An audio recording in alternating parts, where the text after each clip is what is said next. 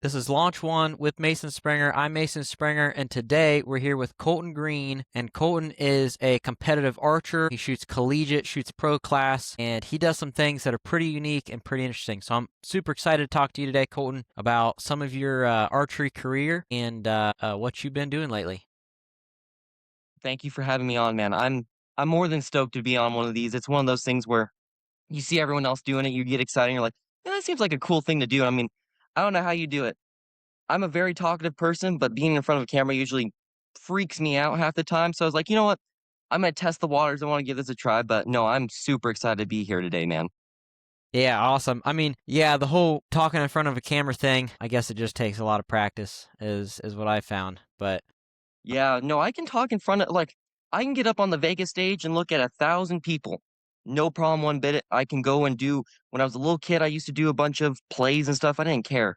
Man, when it comes to a camera, you don't know who's behind it. You're like, man, this is a little nerve-wracking. How many people are gonna be watching this? But I'm super excited. I'm ready to just talk about some cool things. I'm really excited for it.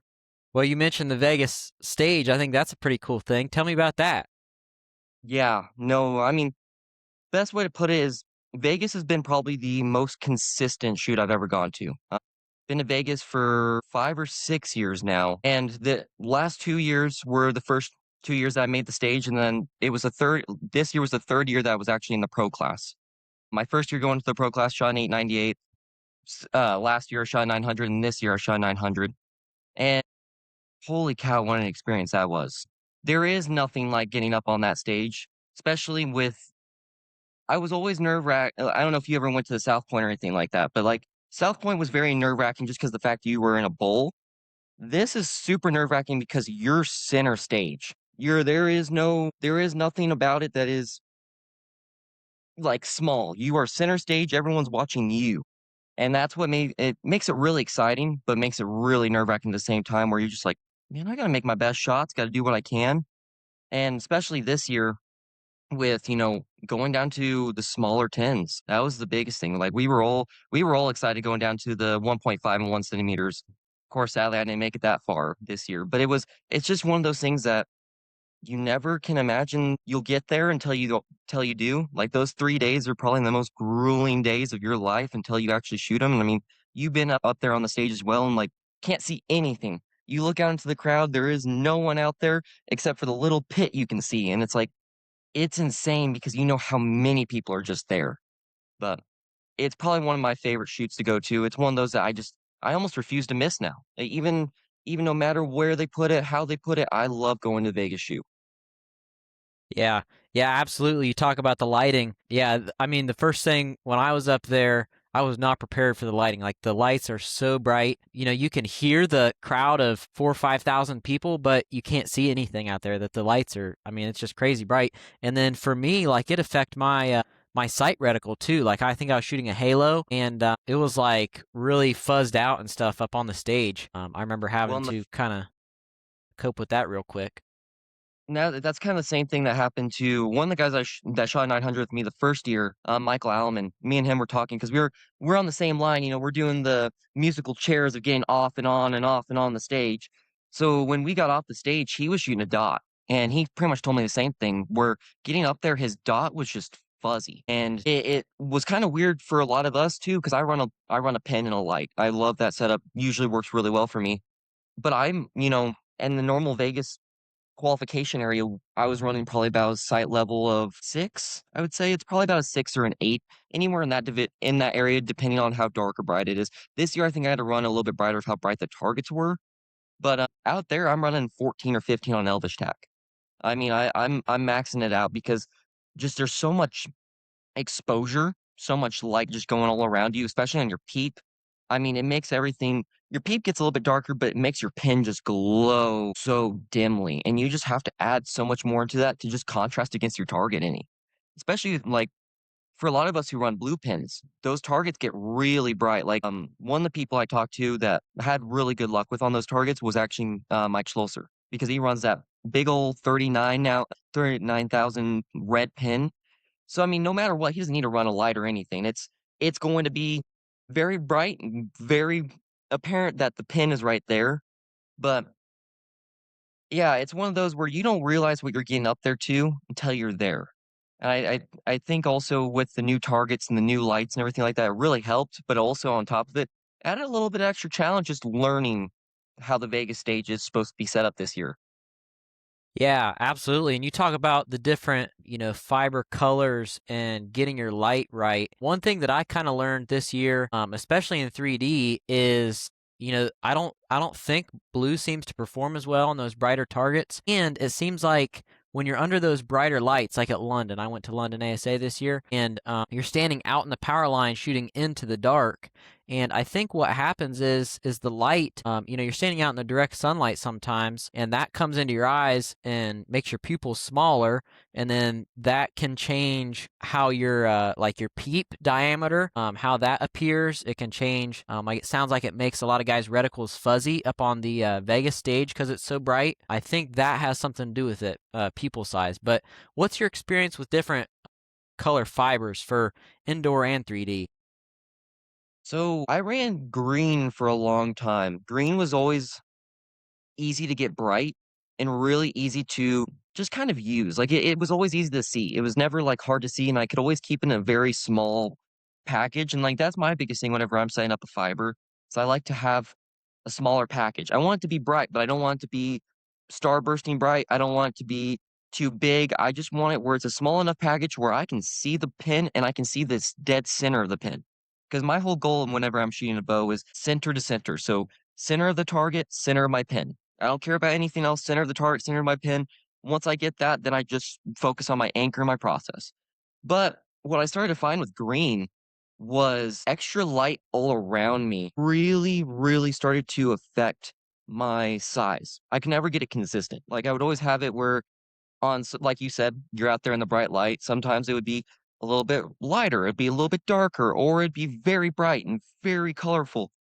There was no consistency behind it. And I honestly think it's one of the more natural colors is green. It's one of those colors that can just get lit up really well. So that's when I switched to red for a little bit. Red works well, minus the fact of no matter what color you put on it, no matter what type of light you put on it, it is never going to be consistent and dark. It always is going to be a fairly darker color. So like on bright targets, I love red. It contrasts so well. Usually I can still pick up a good bit of the red hue off of it and get a good center. But I've really found a lot of consistency with blue and clear fibers. Clear fiber, especially for shoots like London, when I want to keep a very consistent pin structure, I want to clear. And that's what I primarily used for London this year, was just needed a very clear fiber, very, you want to make sure that you can make out your dot. You don't want to have anything that's going to make you think you're aiming in multiple spots. And glare is one of those things that makes you want to think that you're aiming in multiple spots. And I had that a couple of times with my glare at London where I was seeing a couple of different spots, but the thing is with that clear fiber with the blue light on the Elvish tack, I was able to really make out what was my main pin and what was like just a little bit of a glow, and I could still find my good center. A blue fiber, I've always struggled to get it to work on white targets. White it hates. White and some gray it really doesn't like. Yellow, but whenever I'm shooting like outdoors for field or out USATs, I love a blue fiber. Even when I'm not even allowed to run a light, I love a blue fiber. I'll run probably about a 4-inch stick sticking out of my sight of just blue fiber getting that natural UV light because it just glows and contrasts so well against a yellow target, in my opinion. Wow. Yeah, I mean, most of my experience with a pen has been blue, and I think, and my experience is limited when it comes to pens and fibers. But I know I started out with a blue, and I always just stuck with it for a long time, never really changed it. And I used that for 3D, for indoor at one point, and different stuff like that. And I knew that it always kind of worked for me for 3D, but I'd never tried anything else. And then the other thing is I used the 10,000ths in the blue, and that seemed to work really well. I was able to get a nice fine aiming point. And then like at London this year, I tried a red fiber 19,000ths, so a little bit bigger, and I don't think that I like the big fibers, especially for 3D. I feel like it covers up too much of the target, and I like how you explained it about finding the center in the center. It's kind of hard to find the center of your fiber when it's really big like that. So I think for the next ASA, I'm going to be switching to a 10 thousandths, get a little bit finer aiming point, and then worst case, I just turn it up if I need it a little bit bigger. And that's kinda like what I realized after London. Next year, I already wrote it down in my notes and everything for it is I'm running a 10 thou next year. I ran a 15 because that's what I'm normally running for indoor, outdoor, 3D, doesn't matter. I really love a 15 thou pin. But what I really started to realize, I had to run my sight light at, like, level 2, and just to get it where it was bright enough I could see it, but not so bright that it was covering up the whole target and starbursting. Like I said, that glare would give me multiple, like, kind of the shroud around my whole dot or my whole pin. So I kind of had to really play around with that. And what I really started to realize is I would love to have a 10 thou pin that I could put probably at like level 6, get a little bit brighter, maybe keep it about the same size as my 15 thou, but I just need something brighter, like something that would really show up against that target and contrast better. I mean, it still worked out. I mean, I'm a very big believer too that your pin is your biggest liar. It's always gonna be your biggest liar sometimes. So especially when it comes to 3D, and what I've really learned is that as long as I know where my like what my dot is on and where I'm going, where I'm aiming, trust that shot, and like it'll be fine. If I put my pin there, normally I actually miss a little bit high, I'll miss a little bit low. Just kind of like I'm kind of adding input to where I really don't need to. And that's where like there's a lot of times where I just like to keep a very true center pin so that once I wrap around that trigger, I immediately am like, okay, I can just start my process now. Forget about that pin and I just start squeezing through and then punch it. It's like there it's very much I just wanna be able to find my pin and my target as fast as I possibly can so I can wrap immediately and get on there and get that shot gone and just not waste time. Yeah, But absolutely. next year also, I am thinking I don't know if you've ever tried the evolutions. That's the one thing I do wanna try next year is get they made a white light, and I've heard a lot of people having a lot of good luck with a white fiber. Is just a bright light white fiber on a 10 thou because you can get it smaller because white light transfers all the lights, they're like all colors equally, right? Mhm. So my thought process behind is if I can get a clear fiber running white, is I could then get a smaller reticle with but brighter with lower power usage. And just because if you're using all the light colors going together to make white, it's going to take less energy to form that color and keep that color strong, and I'm hoping that also then means that I can run a little bit lower power outage, which keeps me from starbursting a little bit smaller of an actual pin overall, so I can just find those centers real quick. Yeah. Yeah, that makes sense. So, and I actually have never heard of a white fiber but that could work. I've never, again, that's something I need to try. So, well, two things here. Do you melt the ends of your fibers yourself? I'm very much the opposite to a lot of people. I refuse to bump my fibers. So I actually do something that's kind of opposite to a lot of people. It's something I learned from Dane Johnson. I do the opposite where I don't like to bump my fiber because my thought process behind bunting a fiber is like if I imagine my fingers are just a normal fiber, well when I'm bunting that fiber, if this is the way the light wants to go, which is straight to my eyes, well if I bunt that fiber, now if my knuckles are now shooting out this light, my tips are shooting out this light's going here, that light's going here, I'm promoting starbursting. Yeah. So what I actually do, and you can do it with most scopes and most pin housings anymore. It's what I use for everything Vegas, 3D, is I actually will take my fiber, I'll push it all the way through my scope pin. And when I push it all the way through that scope pin, I'll set everything up, I'll make sure I get it at a good angle and everything. And then I'll pull my fiber back into the pin housing. So what I'm doing there is I'm pulling that fiber right to the very cusp of it falling back out, almost like I'll push it in probably maybe a macrometer, barely enough where it's gonna hold in there, but it's gonna hold in there, and I turn on that light, I want it to illuminate the tube. I don't want it to illuminate the fiber necessarily. So I'm using the fiber as almost a flashlight for that tube. And that makes it where it won't starburst. The only time it'll starburst is whenever you're out of focus with your pin. So if you're out of focus with your pin, you might see a little bit, but it won't starburst if you have good pin contact or good pin focus and good target focus. So just like pulling that barely out will illuminate only that tube. It's a life changer because, like I said, I wanna find my center. So then I'm just able to find that center, and then I can immediately look past my pin because I'm not illuminating a pin. There's nothing there. It's just a tube. So I'm able to look past that tube, go straight to my target and go, "Yep, there's my 2 centers." Wow, that might be the best tip I've heard all year. Yeah, That's awesome. I've been doing it all wrong this whole time. That's crazy because you're it's exactly right. When when I melt the end of that fiber, it all kind of like bubbles out and starts spraying light in mhm, all different directions. And I've mhm. I've tried to like, heat up like a razor blade or something and then just get it close and not really touch it. And it seems to work a little bit better, but it's still like bubbling out everywhere and it's not good. But that right there, I'm gonna have to do that next time. That's a great way of thinking Yeah, about I it. recommend it. It also really, like I said, I do that for Vegas and stuff too because so for instance, I run a 7 power lens, so I see a lot more for both 3D, Vegas, all that stuff. Like I can get up, I'm probably on Vegas target, I'm probably around an 8, 7 ring, so I can really see a good bit of that X. I can see a good bit of that 10. It's like a 19th out for me is way too big, even when I pull that pin out. But what I love about that is then whenever I pull that pin out a little bit, I can then really tell the difference between what size is too big and what size is too small. Is a 10th out too small? Is it 19th out too big? So that's where it also can really help where you're then having a consistent tube, like you said, it bubbles out a little bit. So a 19th thou pen that you melt down a little bit will be closer to that like 23, 25 thou pen if you bunt it a lot. Especially if a 15th thou, you're ending up with a 19th thou once you bunt it. So that's why I really like to do that because then I can really grab 3 different sizes of pins and know exactly which size of pin that I like the most and just stick with that. The one time that I do really like bunting is whenever I'm using a bigger fiber. For instance, like when I'm going to I tried a 39 thou fiber for a little bit for outdoor. I liked it a lot, minus the fact of the red just did not with no color, with no light on there, that red just didn't meld very well. But the problem is I couldn't run it back in that tube just because you have so little fiber wrap to get light on those 39s. So you just kind of have to bunt it, hope that you can see it almost like a dot more than anything. And I'm not a dot shooter. I really just struggle with dots. I really struggle covering up my target.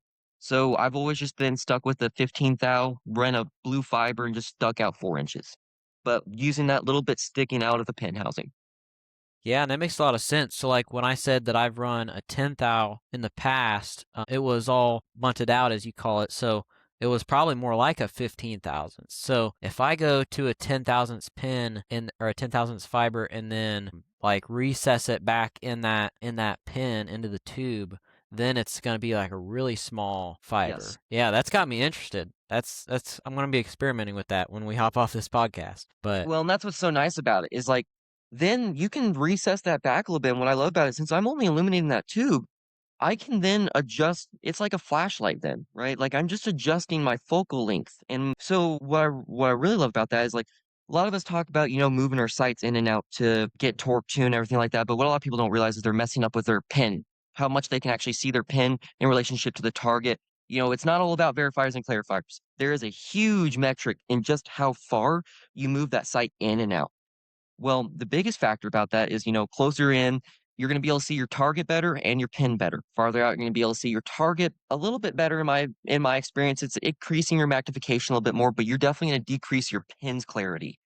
So it's one of those things where then when I run it in that tube, no matter where I run that sight to torque tune it, I can then just adjust my sight's light and adjust my pin size. I'm not changing the center. The center is staying the same. It's not expanding. It's not increasing, decreasing. It's just getting brighter or dimmer. So then I can just move my sight whichever way I want to do it for torque tuning, not mess with my pin, not mess with my target. And then when I have that, just adjust my sight light until I get that perfect pin that I want. yeah.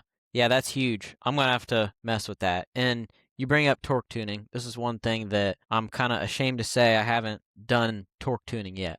Walk me through your process on how to do that. So, okay, I'm gonna be honest with you. I'm a tinker. I have a lot of little weird things but for instance, I don't normally. I used to be a big advocate of torque tuning with your rest. I always was like, torque tuning with your rest. It's gonna be easier. It's gonna be faster. It's going to, you're affecting the arrow immediately. You're not trying to do something that's not affecting the arrow.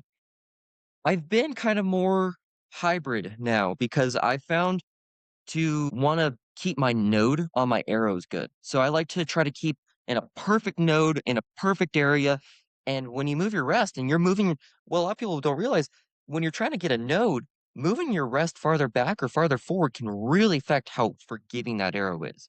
So what I started to realize is once I get that node figured out, I use because I'm running the Hamsky R7 right now, I use my blocks till I get to probably right around my node, within that like inch spectrum you get from a node on the arrow. And then I will slightly push my sight in or out by one click, see if I can get it with those because your sight is going to be a little bit less effective. That's the word I'm really looking for. Like it's not going to make a huge change in your torque tune. So like one sight click out is not massive. One sight click in is not massive, but it's just enough usually to get you back into center. And what I've really found too, when you get an arrow perfectly on your node and on your rest and at a good focal length, usually your torque tune's dead on. There's really no problems with it usually. Usually, the only times I'll really have problems with it is whenever I'm running 2 arrows with different spines. Because like, my 3D arrows are like 250 they're 250 spine, with 120 grains up front, so they're stiff, they're short, but my outdoor arrows, for instance, are 350 spine with 110 grains up front, but they're way longer. So, my nodes are directly on my arrow rest at the same point, but the problem is since these are stiffer, they torque tune a lot more aggressively than my micros do. So it's really dependent on what arrow you're running. Like it's not a one all type of solution that you can do. You kind of have to play around with each arrow setup. But if you have the same spined arrow, pretty much dead on to the same general area between your outdoor, indoor, 3D, you're never gonna have to touch torque tune after you do it the first time. Yeah.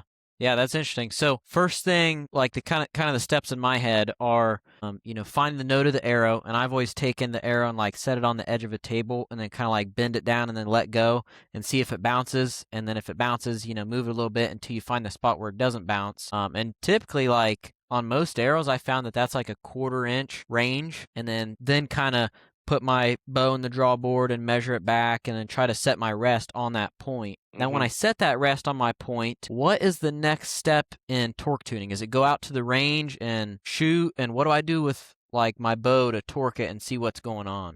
Yeah. So best way to put it is right after I get it pretty close to everything like that, I'm gonna try to be as aggressive as I can with that cam without derailing the bow. Now, it's pretty hard with a lot of the bows that we have nowadays to derail them, minus some Matthews. Some of the Matthews just it's pretty much dependent on how much groove you get with your string to do that, but I always recommend to people that you really just try to pull or push as aggressively as you can because for right-handed shooter, for instance, like they're normally going to already have a torque in them. We're resisting a bow, so the bow is almost going to be torquing us this way already. So I always tell people your most important torque is when you push out and you twist the bow to the right or to the left. I mean, if you try to twist that bow out to the left, it's gonna be your biggest factor because like if you start pushing a lot more and you're more active shot process, you're pulling and pushing a lot more, you're gonna really want to make sure that your torque tune is dead on because you're gonna possibly have some shoots, under pressure, stress, or anything like that. You're gonna be pulling, pushing a little bit harder, and that hand's just gonna slightly roll. So I always recommend that you work out with what type of process you are. So like I'm a very static shot. Like I like to sit there. I don't really pull a whole lot. I don't push a whole lot. I like to hold the 21 pounds and just keep it there. So what I really have to watch is just what happens if I barely drew back that time with a little bit of an angle. So like if I drew back that time with a little bit of angle here or a little bit of angle there, how much of an impact is that going to be? And that's where I really like to fine tune my torque tuning. But if you're really just wanting to gang adjust it, get it really close to right where it needs to be, I mean, you just torque it. Add as much torque as you possibly can till your wrist stops, usually is what I say. So like once my wrist says no more, okay, that's where I'm gonna try to shoot it. Boom, see where that hits. And like 50 yards, for instance, I want to be able to have like, one of my biggest recommendations for it is shoot an arrow in the center first. So then you have a baseline. Try to get that baseline of, okay, if I'm hitting on the left side, when I torque it this way, I need to move it that way. If I hit it on the right side, vice versa. So I always like to get back, really torque it stupid hard, get it right into there. And I want to get it about like on like a USAT target. I would like to be hitting the left side and right side X with my maximum amount of torque. If I can get it right around there, that's perfect for me. Same kind of a 3D target. I want to be able to hit dead center 12, left side 12, right side 12 when I'm maximizing my torque in that bow. But because if you go for maximums, thing is as archers, we're trying to go for minimum. So if you're slightly torquing, you're not going to have any impact on your torque tune then. So I always like to just set up my bows for the maximum because once it's maxed out, everything's maxed out, that torque tune's maxed out, there is no problems with me doing a little bit of this just to get some pressure. Because we all know, like, London is one of those shoots where your torque matters a lot because of those uphill, downhill angles. Your stabilizers aren't working the same way. They're pulling your front bar. If you're shooting uphill, it's going to try to pull you away from the target. It's going to try to twist your hand out of the way. Downhill, your back bar is going to try to pull you out of the way. So you got to really kind of just play around with maximums. Where then once you get to those tournaments where little tiny small things like your stabilizers trying to pull you out of center, it won't affect your shot at all. Absolutely, yeah. So, and I had some experience with that at the Field Nationals in Yankton last week. So I'll talk about that in a second here. But when I'm out on the range and I'm torquing my front stabilizer to the left all the way, and I'm extending my wrist out, which depending on okay, so I shoot an arrow. Let's say it goes to the left side of the yellow. What do I do then? Do I move my wrist in, out as a right-handed shooter? So if I remember right, let me think real quick, because it's something I used to remember off the top of my head, but I believe if you're missing to the right, you need to move your sight in or move your rest forward. So like if you're missing, like if a torque tune this way, like if you're pushing out to the left and you're missing a slightly to the right, you need to push stuff in. If it's going to the left, you need to pull stuff out. It's all about pulling stuff in or out. Like if you really think about it, the reason the sight is such an effective way to torque tune sometimes is because of the fact of when you're torquing, what you're doing is you're moving your sight picture, not just your arrow rest, but your sight picture out of center. So like this is center of my arrow rest and everything right here, and I torque, my sight's drifting over here. So now that my sight's drifted over here, I'm moving my sight over here. Oh, I'm gonna land straight over to the left or straight over to the right. So you gotta kind of like almost cognitively think of, okay, so if I'm missing this direction because I pulled the bow this way because of how I tilted it, which way would it make it move? So for a right-handed shooter, because our sights are to the right side or to the right side of the bow, we would be moving them in. We're trying to get that pin closer into the center as we move it in. Or for instance, we want to move our arrow rest in. We want to move it closer and give it that angle closer back towards our sight. So it's always about moving it closer or farther apart depending on which one you choose. Yeah, okay, that makes sense. And for anybody listening audio right now, if you go over to YouTube, you can see the video, and he explained that pretty well with his hands. But so you said you're using the R7. I don't know if you've got it set up as a blade or a drop away, but that point where your blade contacts your arrow, about how far behind the burger hole is that?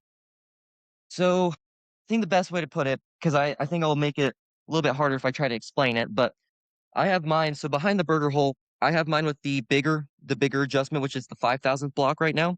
So I'm almost completely back behind my rest. What I really like about being right there behind my rest is on these arrows, since I have them so much shorter, it both weakens them a little bit. Then also, it's right there on the node, and it seemed to just be the perfect torque tune spot too. Like it was just kind of an all around perfect area to be at. So I always like to run my rest pretty far back. I also like to run my rest a little bit farther back too, just for the fact of I hate getting hamski bump or anything like that whenever that hamski drops away. And I mean, it falls over. People who used to run the Trinities know exactly what I mean. Used to dig straight into your hand. So I always ran my rest pretty far back. I'm usually probably about an inch, half an inch behind my last burger holes where I like to be. It really just kind of aids in getting a good torque tune and also kind of aids in getting a more consistent shot. Like I always found that like if I go past the area of rotation, as like they would say in mathematics, a fulcrum point, it's the point of motion. It's a 0 point, which is our wrist, right? What I found is the most accurate point is if I get kind of either right on top of my wrist with my arrow blade, or if I get just barely behind it or just barely in front of it. Like I never want to be like too far up against my hand because every time I found whenever it's right here above my hand, anytime I move that rest, there is no 0 point now. It's completely angled. So I usually set mine back about that half an inch to an inch. Yeah, that sounds great. That's a great way of thinking about it. I always kind of thought about, that wrist right there being the fulcrum point, but I've never really experimented with it and really got a solid answer, but that makes sense. Yeah, so I'm gonna have to do that. And I noticed your sight is at least a couple clicks in, and it looks like is that a 6-inch sight bar? Yes, it's a 6-inch sight bar. So if you can see, like kind of in the background here. I got it 2 clicks out, so you have 2 little bumps that are sticking out of the back end of it. That's been the most consistent point on these 35 millimeter shoots for me to, get a good peep aperture size, then also get a really good, size with the 7x because 7x's are really finicky in my opinion. They're really easy to be either an 8x if you do it wrong or a 6x if you do it wrong. I found that if you pretty much slap it about 4 inches out, 5 inches out, you're gonna be right around that 7x point, stay right there, and it'll give you the target that you're wanting if you're going to a 7x. So, I usually like to keep my bar kinda more in the middle than anything else. Yeah, that makes sense. I've always run my bar as far out as it will go, but I've also never been one that worries too much about like housing and aperture size as much. I've kind of, and I think part of the reason is all the housings I've shot, I've always run the sunshade on the back, and a lot of times that sunshade covers up and makes that white ring almost invisible when you're looking through your peep. And so I've kind of always just centered my housing using, depending on the setup, either the light coming in from around the outside of the housing or kind of just using the level on the bottom and then just line that up with the bottom of my peep. I've kind of done that, but being able to move that in and out to adjust is definitely handy. Have you ever found a need for a 9-inch sight bar? I found one need one time whenever I was running a 31 millimeter ultra view, and I just could never get it to focus with a 6x. It just didn't like it. I almost wondered it was because of the fact of the pen is through the lens itself. So, like, I always kinda struggled to get focus. So once I just threw that thing out like 8 inches, 8.5 inches, it was, like, perfect. Like, I could see everything, I could see my pen. I mean, my torque tune was a little bit off, it was a little aggressive, so I had to push my rest back a good bit, but it just shot good. Only thing I didn't like about it, though, is, farther out you move your sight, I had a lot more pin movement, and I like pin movement. I run a 7x because I like the pin movement, but it almost got to the point of I wasn't seeing I wasn't seeing necessarily a static target and then a pin that's moving on it. I was seeing a pin that was moving that was pulling my target all the way around, it felt like. I felt like I could never just keep my target steady at that 9 inch. So when I finally pulled the sight all the way in, pretty much about that 4 inch mark, I was really able to get it where I have a static target. My target's not moving whenever my scope is moving anymore. My pin is just moving on that target. So I never had that roll or anything like that, feeling like I was drifting out of it and giving me that target panic or any of that panic from that sight picture. Yeah, that makes a lot of sense. Again, that's something else I'm gonna try today when I'm practicing. I think right now I've got I'm looking at my outdoor bow in the background here, and it's got a 31 millimeter AVX on it with a 4 power in it. I run lower power just Mhm. because that way I can use a larger aperture size, get more light in my eyes. I used to run like for indoor an 8x with the smallest peep that Specialty made, and I got it to clear up really nice, but it was just so dark. And I found that it's been easier for me to shoot a lower power, even though I can't see as much detail on the target. It seems like I can see enough to where everything still works out. So that's kind of what I've been running for spots, and actually I run that for London too. Which reminds me, have you ever used a like filters in your scope housing? I actually haven't. So it was kind of funny though. I overheard someone talking about that they went and got some when I was up there waiting for day two of London, and they were talking about how they were switching in between different filters and stuff like that. But I've never played around with them personally. I've always been kind of the person that I like to just I like to just be able to see what I'm looking at usually, so I just have that 7x, and I got it at Reading, which is an X-Focus 365 doublet 7x. That was a life changer by itself. I think I was always the guy that was a cheap college kid, didn't have the money to be spending $300 on one lens, so I was always like, "I'm gonna get the Verde V-Tree Plus, don't care how good it looks, anything like that, it's a lens." And then I grabbed this lens and I just started realizing, wow, I can see the definition on these targets. I can see the arrow and the target because, like, the main reason that made me want to go to a doublet was when I was shooting in Minden. It was a really dark tournament in Minden as well. One of the problems that we were having, and I was personally having, was I could see the arrow or I could see the target. So, like, I was struggling to differentiate what's an inch from that guy's arrow to the spot? What's a 2 inch from the arrow to that spot? I struggled really bad with aiming off of the arrow. I was really struggling just to get that point on the target again. Like, I could find their arrow and then find a spot on the target, but I would always lose that spot on the target. So when I went to this doublet and at London, that's what I noticed was like I can see like day one, I was shooting with Stefan Hansen, great shooter. He would give us a lot of shots right there next to a 12 or right on top of a 12. And you're having to aim at that 3/4 of the 12 he left. It's at any other lens, I was really struggling differentiating from where his arrow is at to where the 12 is. And when I went to that doublet, it changed everything for me. Now, I'm sure filters would really help in just a dark target. Like, I mean, that wolf. The gray wolf is impossible to shoot half the time. He's gray. They love to put him in the very back in the very dark where you can't see any definition on him. The only thing you're looking at is hair. There is no muscle definition. I could really see that being beneficial there with like one of those was it the amber? I think it's the amber color that helps in the dark. Throwing an amber in there and just getting some more of the hair and getting some more of the gray and possibly some arrow holes in there because he's such a hard target too, where being that he's a dark brown foam with gray on top of it, when someone shoots it, you cannot tell where their arrow holes are until they take a chunk out of that foam. So I could see that being beneficial, but I've never really played around with it. And I've also always worried about putting two lenses on top of each other, especially like clarifiers, for instance, and stuff like that. That's an area I've played around, put a lot of time behind. I've talked to a lot of people about it. Where I used to stack clarifiers, I used to put them right next to each other, and the light change that you get from stacking stuff like that is very inconsistent. So, like, if you don't have that sight or that lens going on the same way every single time in the same orientation every single time, it's going to change the way the light gets to your eye. And when it changes the way the light Yeah. gets to your eye, it's gonna change the way the pen gets to your eye. Yeah, no, I've Yeah, always been kind of absolutely. My I've so been a little iffy about it, but I wanna see. Yeah, so I actually picked up a couple days before London. I remembered back to Vegas. I went over to the Clear Targets booth and he was kind of showing the different filters that he had. And I'd never really considered a filter. I didn't really know what they did. And out of ignorance, I just kind of, never even gave them a look. Well, at Vegas this year, I went over there, tried a couple different ones that he had out, and the one that caught my eye really well for 3D was the high vis filter, which is like a yellow color. And I went over as soon as I got to London. I went over to his trailer, got the filter, ran over to the practice range, make sure it was sight in. And actually, you were talking about stacking the lenses and how it changes how the light comes to your eye. One thing that, well, I'll back up a little bit. I was kind of like you. I always just bought the Verde V-Tree or whatever, cheaper lens. And then finally, a few months ago, I did buy a nice lens and definitely made a difference. I would recommend, a good lens to everybody. It's definitely worth it.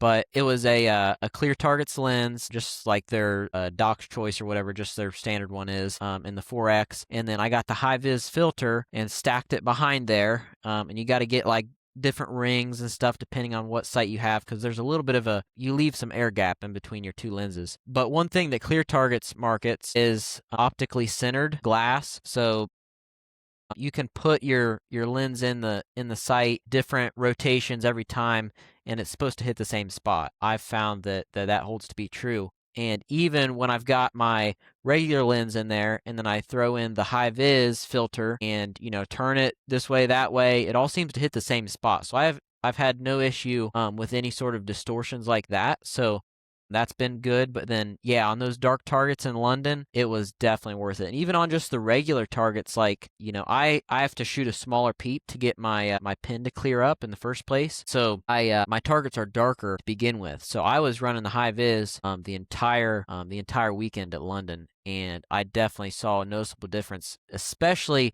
I think it made the biggest difference on those, medium dark targets, just the Mhm. straight, black ones and stuff like that. It did help a little bit on the straight black ones, but it wasn't quite, there wasn't as much difference on those like medium dark ones. On those medium dark ones, it really helped you make out the lines and the arrow holes and stuff like you were talking about.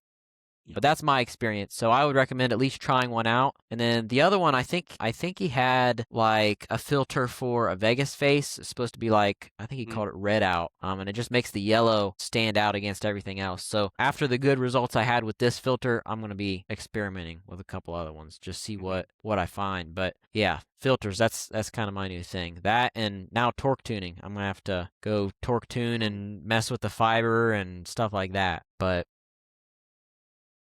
yeah, so no, go ahead. I was gonna say, it's something I definitely wanna try. I mean, it's one of those things, especially if I'm gonna get one, definitely Doc's Choice, because that's one of the things they always told me too, is the optically centered or like, center drill, like, everything is centered to your lens.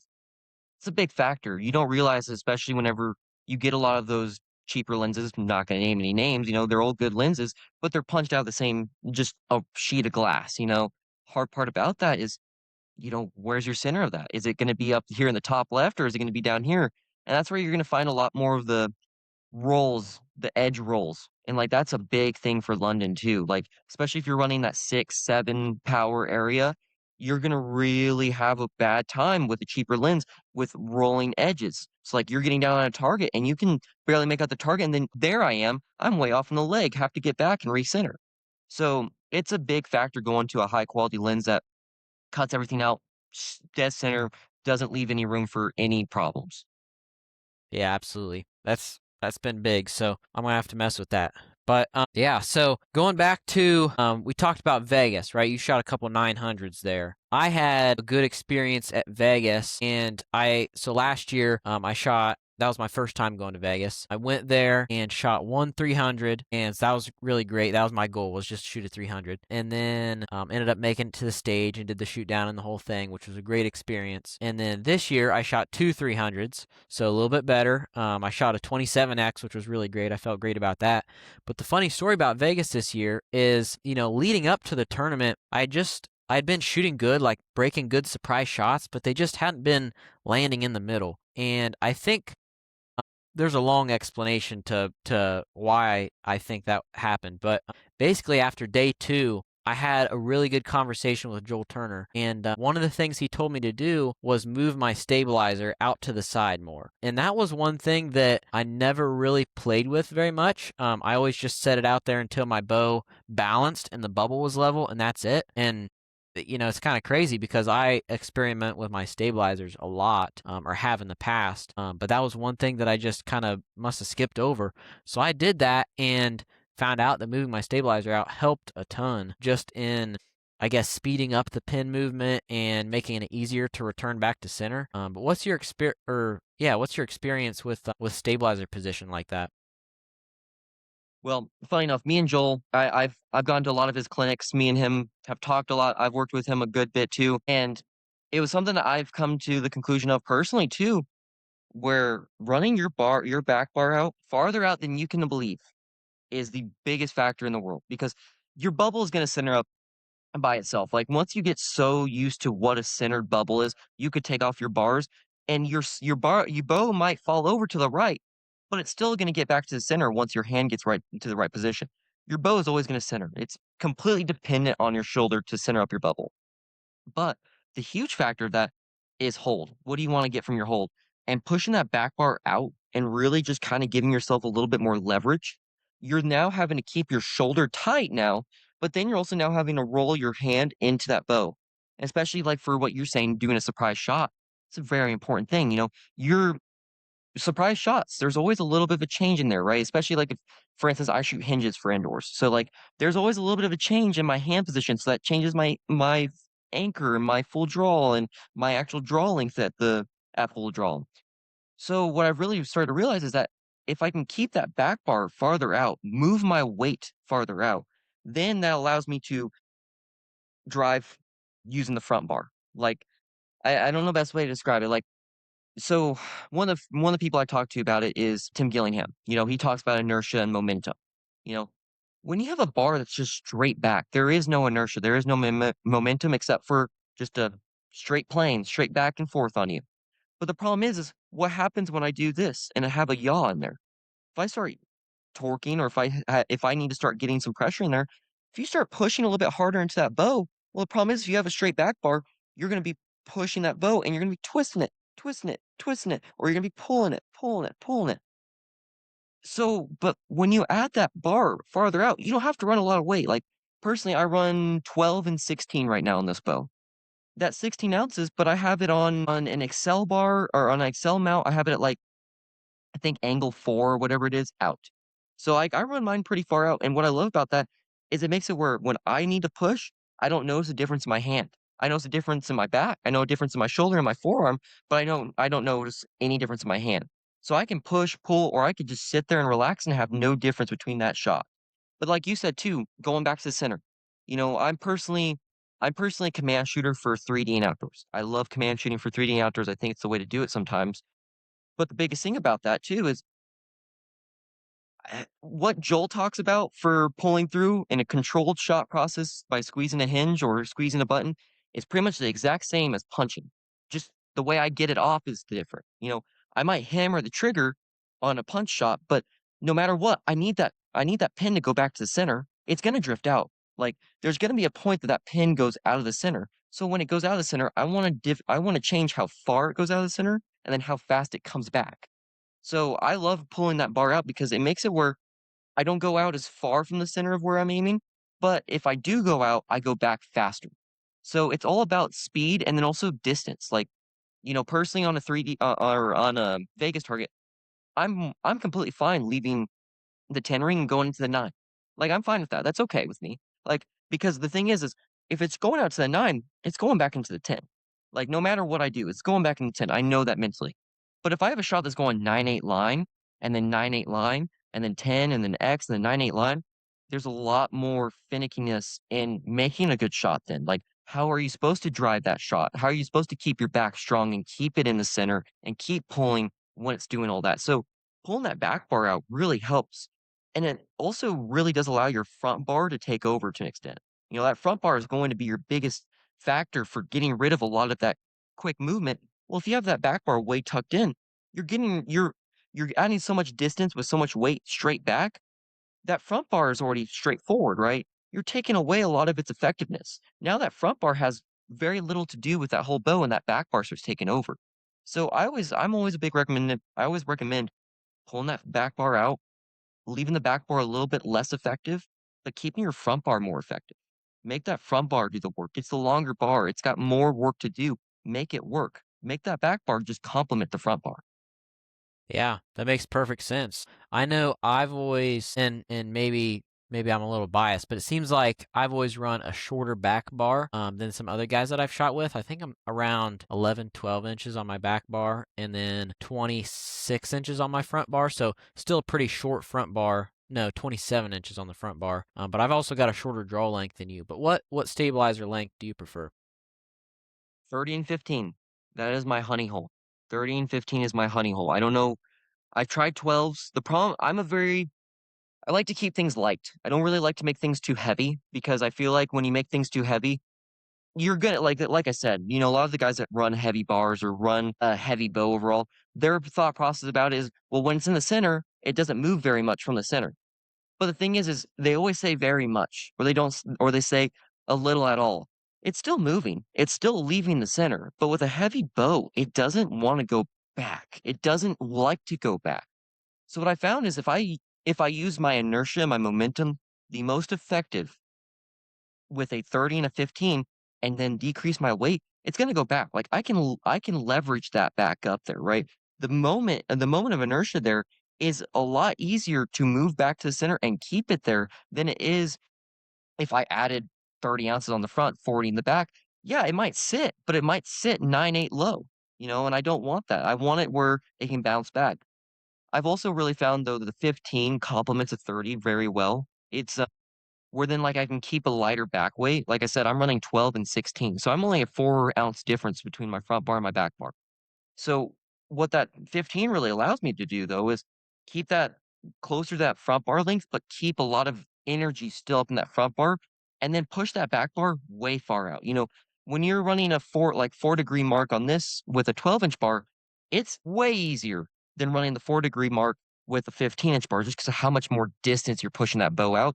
But the thing is your hand steadies up so much more. Your tension in your body is more aligned. You get a lot more pressure that you have to push into the bow, and you're just not even resisting weight, you're just resisting the motion of the stabilizers. And then your stabilizer kinda acts like I I think this is a little bit more complicated of an area too, though, where your stabilizer then acts like its own SOS system. SOS system is a great idea because it's a little bit weaker. You can actually personally see it, but your stabilizer is bending as well. Like, I don't think a lot of people realize that is your stabilizer, no matter how stiff you get it, is still going to bend. Some people don't want to complement the bend. Some people want to complement the bend, and I'm a big proponent of use the flex to your advantage. The stabilizer is going to flex no matter what you do with it. So if I'm gonna make it flex, I want it to flex back to the center by changing those weights and getting me the most amount of length so I can run lighter weight, but then it'll still flex well. It'll still have a good bit of emotion in there, and it'll move me back to that center and combat me whenever I wanna move out of the center. And that's why I've really found a lot of forgiveness with that 15-inch back bar just because I can run that lighter weight, it flexes just right, and it almost pulls me back into the center rather than pulling me out. Yeah. Yeah, that's some good information. One thing that I've kind of played with is I've always run my front stabilizer out of the top hole and I just run it straight out. And then for the last few months I've put my stabilizer bracket out of the front hole as well. And what that's done for me is it's raised that center of mass up on the bow. And when I go to balance the bow, the center of mass for the whole thing is like right here, kind of the bottom of my grip. Versus if I have like a front bar angled down a little bit, or I have my back bar coming out of the back hole, the lower back hole, and then angled down even more, that center mass is going to be a couple inches even lower than that. I found that a higher center of mass seems to have that quicker rate of return too. Is that kind of what you found? Yeah. Yeah. So when I was pretty much a pull like purely I'm gonna pull through every shot, I ran everything higher hole. Like same kind of way. Like on the Dominator 38s when I was running those, we have that hole that's right behind the riser. I really struggled whenever I put my bracket right on with my front bar. And what I found was that almost like just because the 2 points are in front of my hand, so whenever I would do a little bit of a movement, I felt like the bow just started to wanna, like, wishy-washy, but when I moved that bracket to the back, it gave me that pin movement like you're saying. Like, it's very fast, it's very much going back to the center, it's wanting to always just spot back into the center, and what I've really found is when you move your it's not even necessarily just like, I put it here and it's faster. It's more so the fact that you now moving that bar farther up, it's closer to your hand. The hand is the point that touches the bow. So since I have it up higher, I can manipulate my back bar easier now, right? Where if you have it on the lower hole, you can't manipulate that as easier. Like the best way I can describe it, and it works in my brain, it's really hard for me to describe sometimes, but it's a time to distance travel, right? It's the time it takes to travel from your hand to the back bar that changes how much your pin moves, right? So if your time from distance is pretty much hand bar really fast, I'm going to be able to make this pin move really easily. But if your distance from that is my hand bar bar bar, now it's way down here. If it's down here, that time there's going to be a little flex in that riser too. It takes a longer time to flex that riser than to flex that stabilizer back to the center. So that's why you're going to get a slower pin movement on a lower hole. But biggest thing is that's where I also say using the flex of your stabilizer to help you can make a huge difference. Like when I always ran my bar up high, I loved a stiff bar. I wanted a really stiff bar because the fact of I needed it to just fight me. I wanted it to push against me anytime that I would make a small movement so that I could keep a smaller area but a fast movement. But now that I've gone to a little bit lower, I mean, the Excel Acclaim 550s like I run, they're still a pretty stiff bar, but I'm able to make them a little bit weaker so that whenever I do move, it's faster because I have them on lower holes, but they're moving with me now. There's more of this motion with me where then I can keep a little bit faster, smaller pin movement, but it's a little bit slower than if you had it up high. So you really just kind of got to play around and really tinker with your stabilizer, how it works. And one of the biggest things that I found that really helped me on these Excel Acclaim 550 bars is the X vibe. I don't think enough people really talk about the effectiveness of an X vibe. Like, it's not just a dampener. It's actually how you can change the stiffness of your bar. And the main reason I say that, because like on mine, I have the new Hunter bracket, which is their 2 ounce. But what I love about it is I'm not just changing the weight. I'm not just changing the dampening. I'm not doing anything like that. If I put this in the middle of a stabilizer, well, this end is now stiffer and this end is now stiffer, right? Because it's a bracket. But if I put this farther down, so let's say I have it down here, well, this end is going to be super stiff. It's a shorter bar, right? But this end is going to be a little bit weaker. So it's going to be a little bit, because it's just so much longer. Well, when you're able to adjust that, then I can really play around with this movement, this motion, what this bar wants to do, how it wants to move.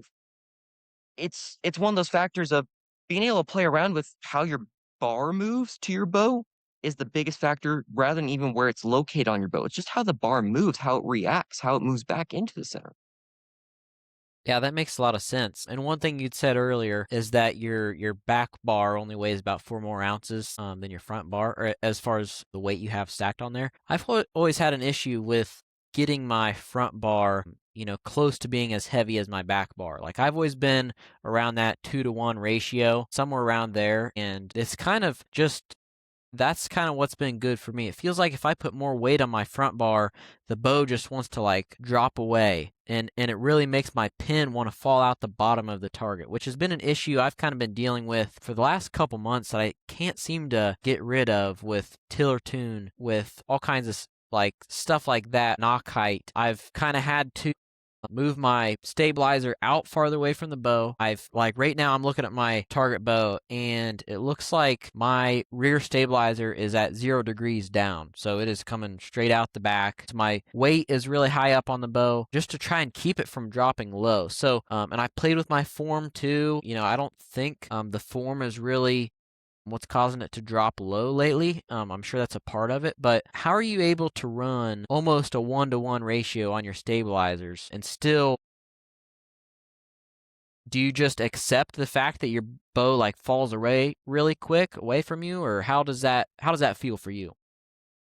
So actually, because I've gone through the same thing, exactly what you're saying, where the pin just seems like it wants to pull out of the center. And I kind of had to do some thinking on that because personally, I'm a big believer your front bar really affects your left to right movements because it's just out there. It's moving that left to right a lot more aggressively.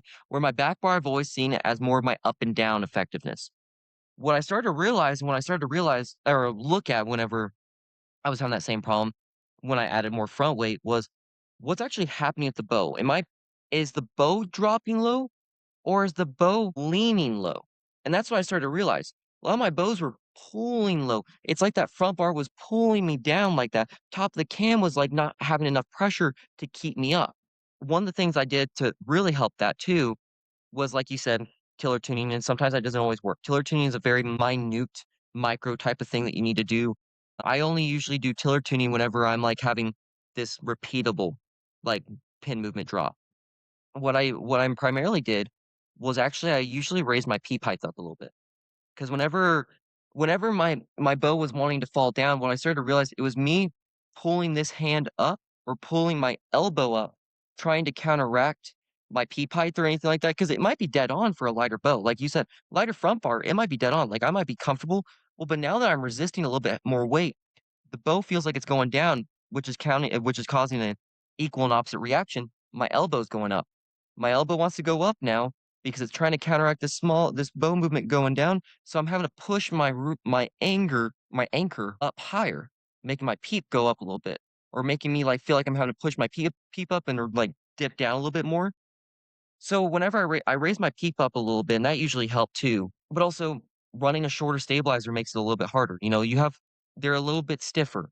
There's a lot more reaction that can happen with a shorter bar. So what I really found that helped me was just going to an equal reaction or an equal size between my front bar and my back bar, which is that 30 and 15. It's perfectly a 2-to-1. But seeing that being that's a 2-to-1 and I want my front bar to already be a little bit more effective, I was able to add like I was able to then drop that back bar a little bit more too and keep it closer to that ratio because I'm keeping my back bar. The lower you drop your back bar usually, the more effective your front bar is gonna get, the more pull you're gonna get from your front bar. And what I found whenever I dropped it down a little bit more is it also allowed it where that bow kinda wanted to pull back against me again. Like, it wanted to add a little bit more pressure down. It's almost like it where the mount is because it was on the backside, back lower or back higher. When I dropped that back bar down a little bit, it's almost like that weight wanted to go the same direction and wanted to fall back this way.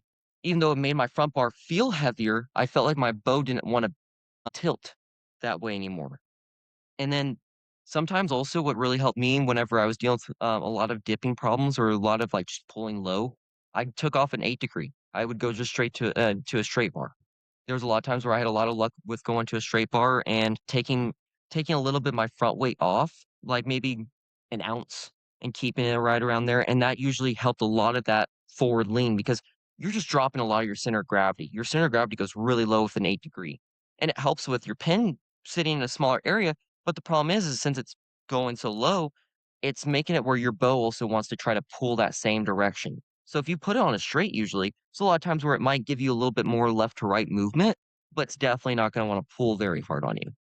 Yeah, that makes sense. So one thing I did as well, and I noticed was, I'm not sure if you're familiar with a Hoyt cam, but the mods they have on their newer bows, you can switch the mod stop, top and bottom cam, Yep, and you can make yep, the back wall harder or softer. And historically, I've always been a pull through the shot kind of guy. I get back there, get on target, and then just keep yanking until it breaks.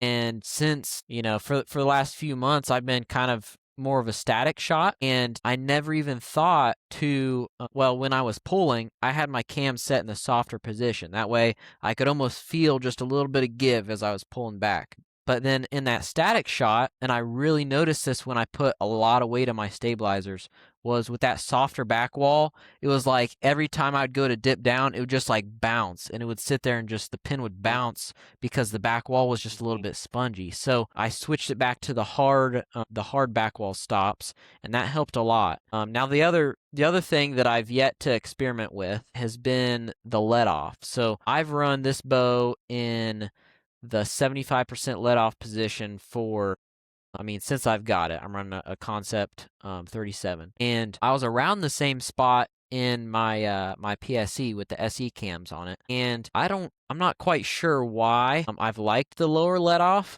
I don't know if it seems like whenever I try when I try the lower let off, I don't know why I've liked a heavy or a high let off, but when I try a lower let off, 70, 65%, it's just never gone good for me. I don't know if I've not put enough into trying it, but what's your experience with how let off and, the hardness of the back wall, how does that affect your pin movement?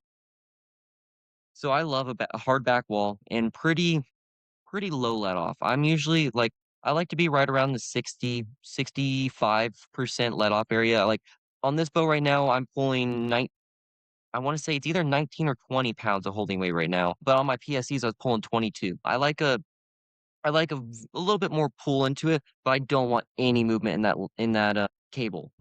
They're like so, like, whenever I choose strings or something like that, that's a big factor for me too, is what strings am I choosing? What strings am I shooting? The material that they're made up of can make a huge impact on that as well, but something I learned from Grant Schleusner that was actually a really big helper for me whenever I was 'cause I had a Concept X37 for a little bit there, I played around with it. I actually traded that bow for this one. I shot that bow well. Like, I liked it a lot, but I kinda had the thing of, I'm aggressive cam. I love that M2 cam on those Dominator Duos. That was my favorite cam that they ever made.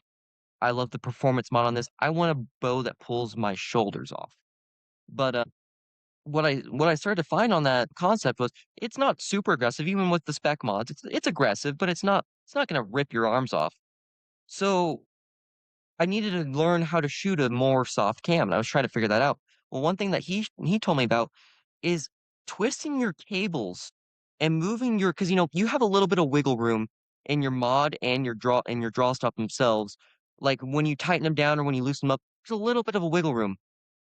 It's actually getting your draw stop to hit flat against your cable. So, like, a lot of times, with these adjustable bows or these adjustable mod bows anymore, you're gonna get it punches right there on the edge or, like, right there on the end, something like that.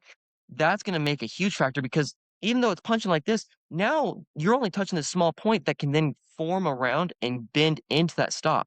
That's gonna give you a little bit more of a spongy movement. It's gonna make it where the bow wants to tilt out of the way almost, like so whenever I started playing around with, like, okay, I'm gonna add a twist up here and add a twist down here, or like in my yokes sometimes. I would add a couple of twists in my yokes and a couple twists in my yokes just to try to get it where my cable was at just enough pressure where when that cam rolled right over, it hit flat. And that made it where no matter what, it's hitting that whole stop equally the whole time. There is no pressure difference. There is no push or give. There is no rollover. So like I feel like like holding weight's a big factor, let off is a big factor, but more than anything is making sure that your stops hit both at the same time, but flat is even bigger than most people even imagine. Yeah. Yeah, Ace and I actually talked about that in our last podcast, and yeah, that's a great point. How do you actually like especially there's three similar to a PSE cam. There's three let off positions in this Hoyt cam. And when it's in the middle let off position, which I think is 70% with this mod stop specifically, it hits square. But when I'm in the 75 or the 65, that's when it doesn't hit quite as square. How can I get that mod stop to hit the cable square when I'm in that 75% or 65% position? Over or under rotating your cam. So like I ran my bow in the 65%. So if I remember right on the 65%, when I pushed it out, it wanted to hit the very tip of the cam or at the very tip of the draw stop or something like that. Like if this is your draw stop, it always want to hit the bottom side of it whenever it came fully around. So what I started doing was I tried to I remember I took twist out of my I was taking twist out of my actual string, my shoot string, and I was adding them back into my cable. And, like, what I was trying to do, like, I'm not changing my axle or anything like that, but I am changing my brace height. And, like, just that slight brace height change and that slight change in how much it's rotating, where it's rotating, when it starts rotating, changes where it hits. You know, that's why they build those bows to be shot at 70% let off. Most bows are built to be shot on 70%. So what I always try to do is you try to like if you're gonna be pushing it past, you need to go and think about what's the draw length and what would make that one hit if I was at that draw length. Well, if I was at that draw length, okay, so I need to move this brace height out a little bit more to make it where it's gonna want to hit flush the same way as my 70%. So like 65, since you're pushing it past, you want to make your brace height a little bit longer and then try to keep your axle a little bit shorter. They'll keep your draw length very similar, but it will then make it where that hits a lot more flush. So I always just like I put my bows out of spec. Like I not a single one of the bows that I shot good was in spec because if you want to get it where it's most comfortable for you and you want to hold a little bit more weight or you want to feel a little bit more, I've always ran them either a little bit more aggressive or a little bit less aggressive just by rotating that cam a little bit more, or a little bit less. Yeah. Yeah, that's a good point to note. I know when I set up my bow, whenever I put on new strings, the first thing I do is when I order my strings, I'll get mine from ABB, and I'll have them add two extra strands in my cables. No, four extra strands actually. And so my cables are a little bit heavier. I got them to where they're as big as they can possibly be and still fit in the tracks. And I think that might contribute and help kind of stiffen up those cables when I'm at full draw and try to take out a little bit of that sponginess. But then the other thing is when I'm installing my new set of strings, I always keep the string at the factory twist rate, right? So I'll put it in the bow, and then I will put on my cables, and then I'll adjust the cables to get normally I'll just start it out at the spec axle to axle. So I'll twist my cables until I get that. And then once I'm there and I'm at the right draw length, then I might put a twist or two or take a twist or two out of my strings just to get the peep to line up. But once I'm there, I've never really twisted the string at all. I've always adjusted my draw length and everything with the cables. What's your thoughts on that? Do you think that's what I should be doing, or should I be doing something different? So I'm a big believer in actually changing your draw length with your strings. Do it through your shoot string. And the reason I say that is because if let's say for instance you're trying to get your like because I ran 28 strand on my PSEs. You know, that M2 cam really loved that 28 strand. Well, what I started to realize though was to get my bow back into time or keep it consistently or get it to the same spot I wanted to be at, there was a lot of times where I was given a half twist. You know, and the problem with a half twist when you're changing that is, you know, your I don't know the best way to describe it, but like, you know, your little twist, your little buckle that goes around your the spot on your cam for your cables. Well, if you take a half twist, it's so used to be in this position that when you twist it this way, it tries to reform into that position, lengthening or shortening that cable a little bit more. So you're just changing you're changing your timing then. So then you have to add more twists and add more twists and or take out more twists or do this.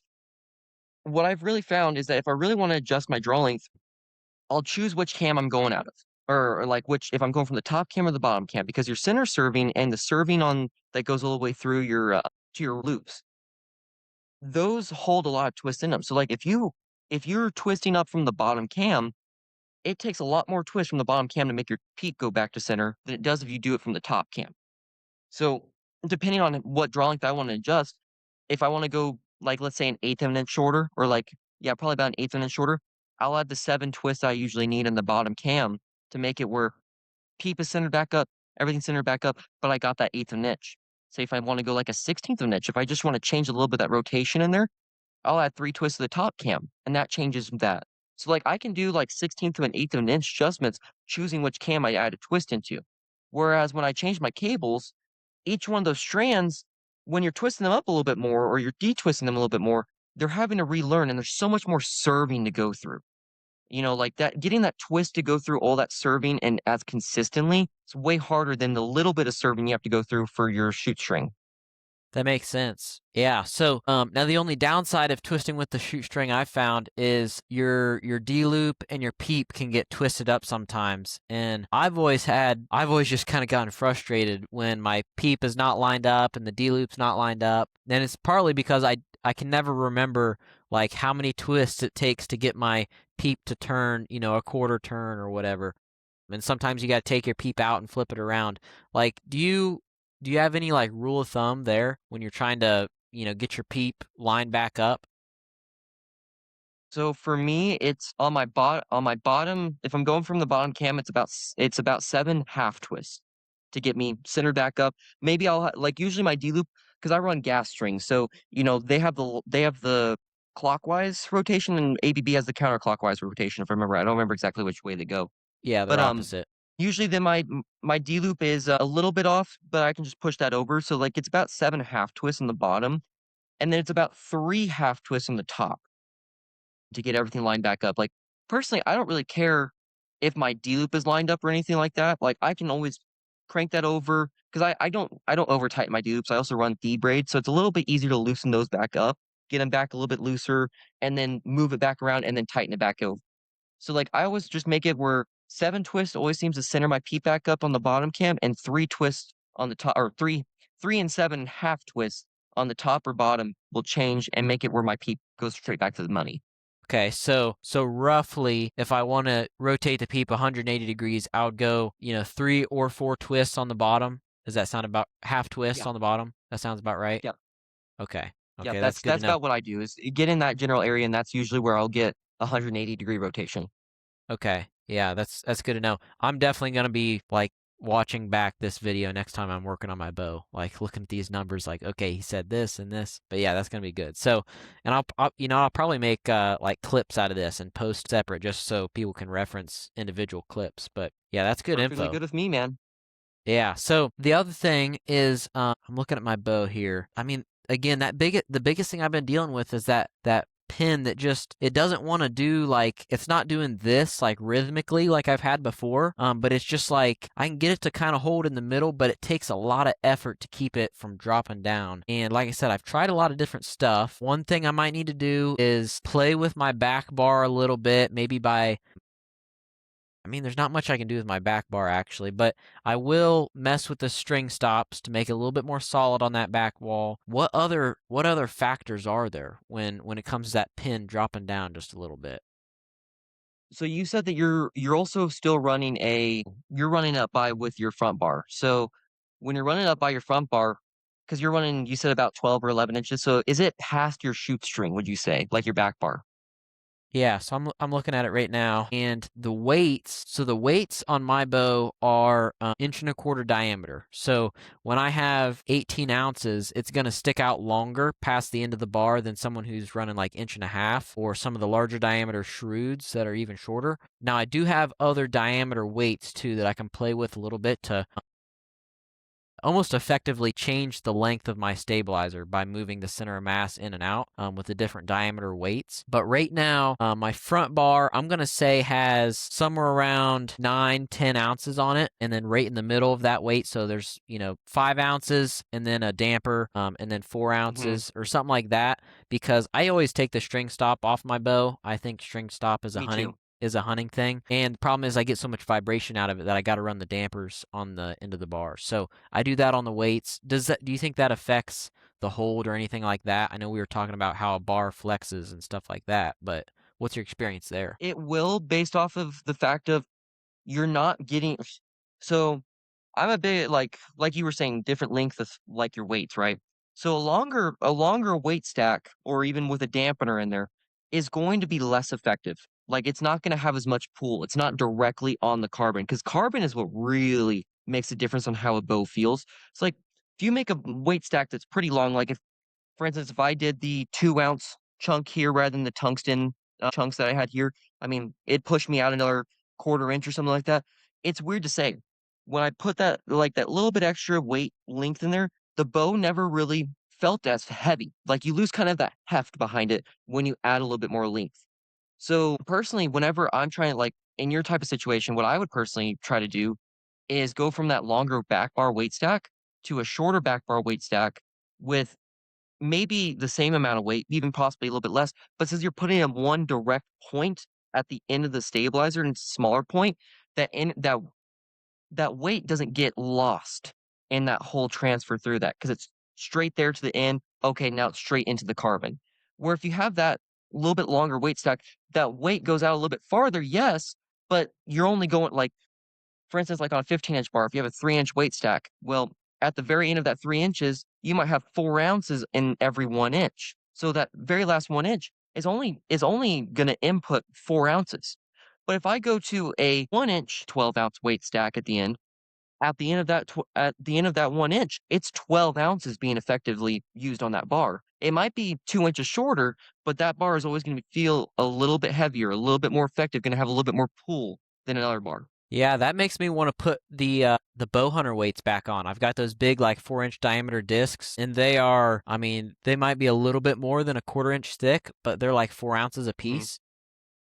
Yeah. I've never really run tungsten for two reasons. One, because it's super expensive right now. Like the price has gone crazy in the last year. But then secondly, I've heard mixed reviews on how tungsten reacts on the bow versus stainless. Like if I look at Matthias or Mikey, like those guys are all running stainless, and I don't know the facts behind it. I've never tried it, but just for those reasons, I've always stuck with stainless. Have you had much experience with tungsten?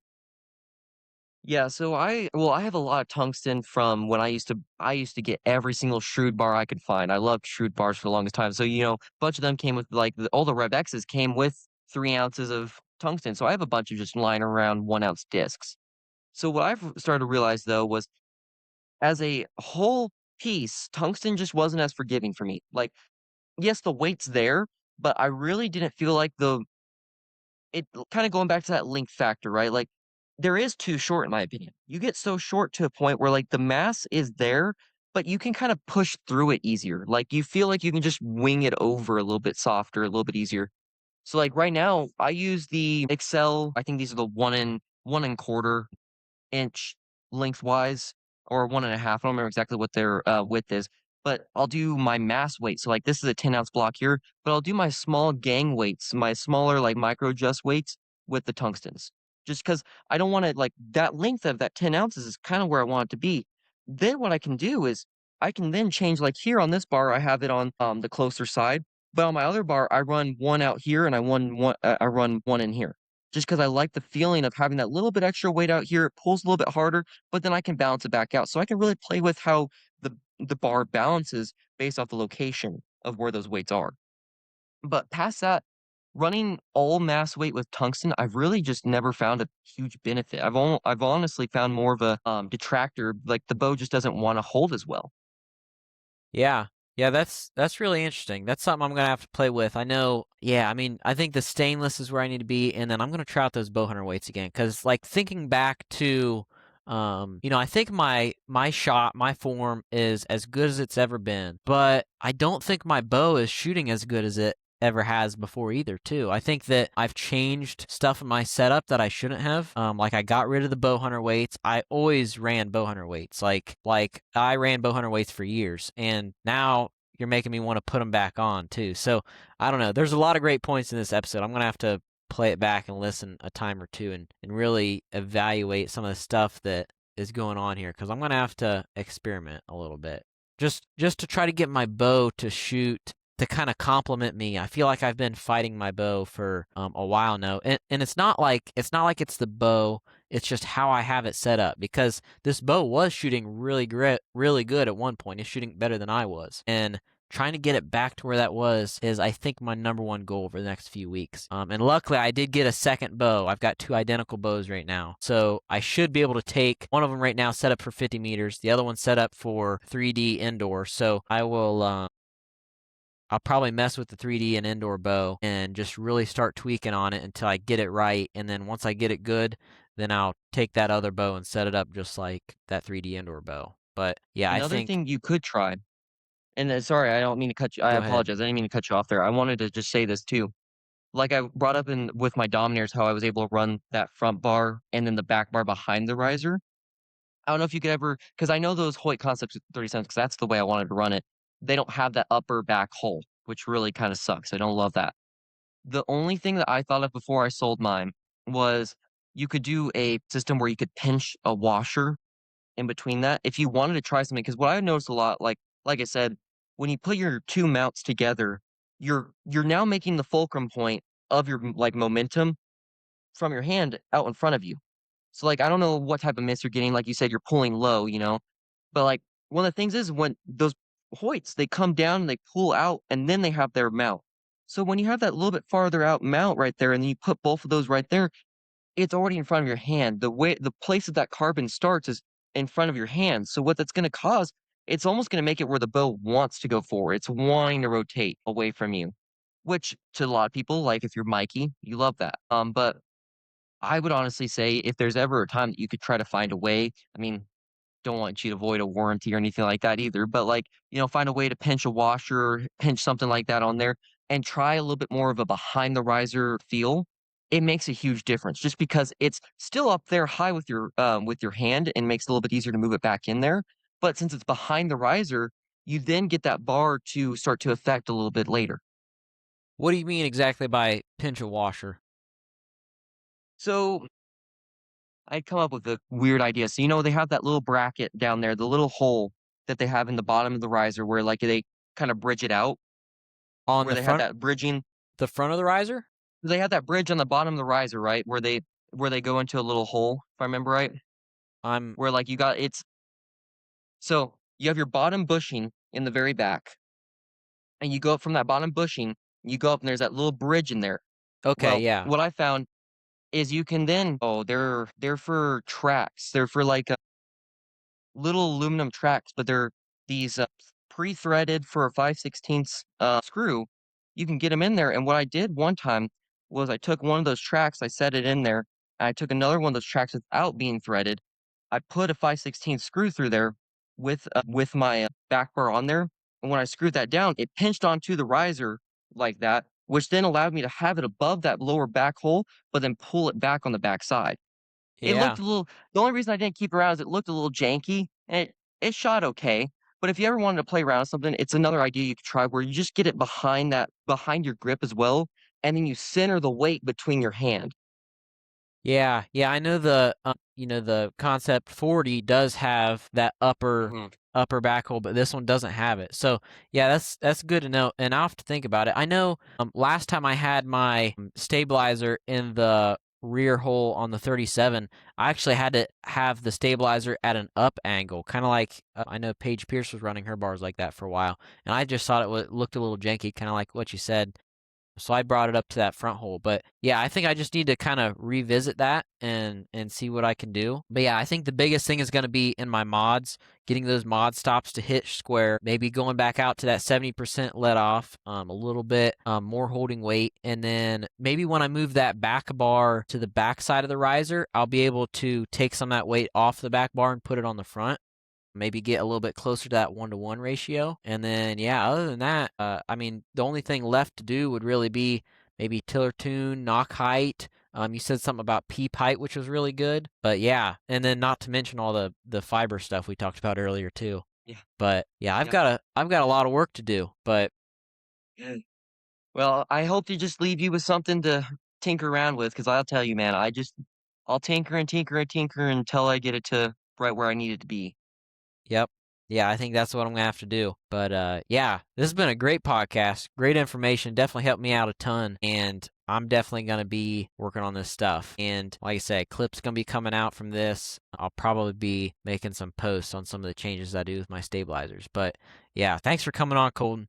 Great episode. Yes, sir. And we'll have to get you back on soon. Alrighty, sounds good to me. I'm an open book, like I said, so anytime that you want to bring me on, I'm fully open to it. Absolutely. And how can people get a hold of you if they've got questions or anything? Yeah, if you have any questions, get a hold of me on Instagram or Facebook at NX Archery. It's a little weird. It's INX and then archery at the end. But yeah, if you have any questions, I've been answering several people who have asked me pretty much about the same subject about stabilizer weights, what I'm doing, what I like about that.